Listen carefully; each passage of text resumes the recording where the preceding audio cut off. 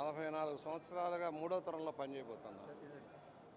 82లో party ఆరంభం నుంచి కూడా రామారావు గారితో ప్రయాణం చేసి నీతివంతమైన పరిపాలన అందించడం కోసం ఆ రోజున ఆర్థిక ఇబ్బందులు లేక నిర్బంధాలు అన్నీ కూడా పారిశ్రామికంగా కూడా అభివృద్ధి లేని దేశంలో పనిచేసాం. నీతివంతమైన పరిపాలన అందించడం కోసం అనేక సంస్కరణలు తెచ్చిన రామారావు గారిని చూసాం. ఆర్థిక సంస్కరణల ఫలితాలు ప్రజలకు అందించడంలోనూ దేశాన్ని ముందుకు నడపడంలోనూ చంద్రబాబు గారు తీసుకున్న నాయకత్వాన్ని చూసాం. ఐటీ రంగంలో కానీ లేక జాతీయ రహదారుల విషయంలో కానీ లేక టెలికాం రంగంలో కానీ విప్లవమైన మార్పులు రావడానికి కారకులైన చంద్రబాబు గారు ఉమ్మడి రాష్ట్రంలో ఏ విధమైన నిర్ణయాలతోటి ప్రభావితం చేసి కోట్లాది మంది భారతీయులు ఉపాధి లభించేదానికి అవకాశం కల్పించారో మనం చూసాం. మరలా ఇవాళ యువకుడుగా వచ్చిన లోకేష్ గారి నాయకత్వంలో పనిచేస్తున్నాం. విశేష అనుభవం తక్కువ సమయంలోనే ఎక్కువ నాలెడ్జ్ని గెయిన్ చేసి రాష్ట్రాన్ని ముందుకు నడపడం కోసం ఆయన చేసిన కృషిని చూస్తూ ఉన్నాం.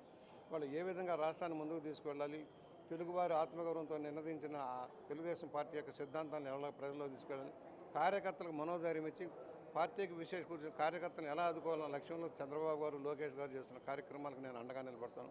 నిజమైన కార్యకర్తకు న్యాయం జరగాల్సిన అవసరం ఉంది. ఆ వైపు దృష్టి సారించే దానికోసం మాకు అనుభవం చెప్పడం, రాష్ట్రంలో ఉన్న సమస్యల మీద వివిధ జాతులు వృత్తుల మీద సమస్యల మీద కూడా మేము వారికి సహకరించి ఆయన నాయకత్వంలో పనిచేసి జాతీయ స్థాయిలో తెలుగుదేశం పార్టీగా తీర్చిదిద్దడంలోనూ రాబోయే తరం ప్రముఖ నాయకుడిగా ఆయన ఉండేదాన్ని లోకేష్ గారు నియమించబడ్డారు. నెక్స్ట్ కాబోయే ముఖ్యమంత్రి ఉన్నారు, దాని గురించి మీ ఒపీనియన్? ప్రస్తుతం మనం ఏం మాట్లాడక్కల్లా. ఆరోగ్యంగా ఉన్నారు చంద్రబాబు గారు, కష్టపడి పనిచేస్తున్నాడు. మా యువకుల కంటే ఎక్కువగా కష్టపడి ముందుకెళ్తూ ఉన్నారు. ఆయన నాయకత్వంలో పనిచేస్తాం. తదుపరి ఏమిటనేది భవిష్యత్తు నిర్ణయిస్తుంది.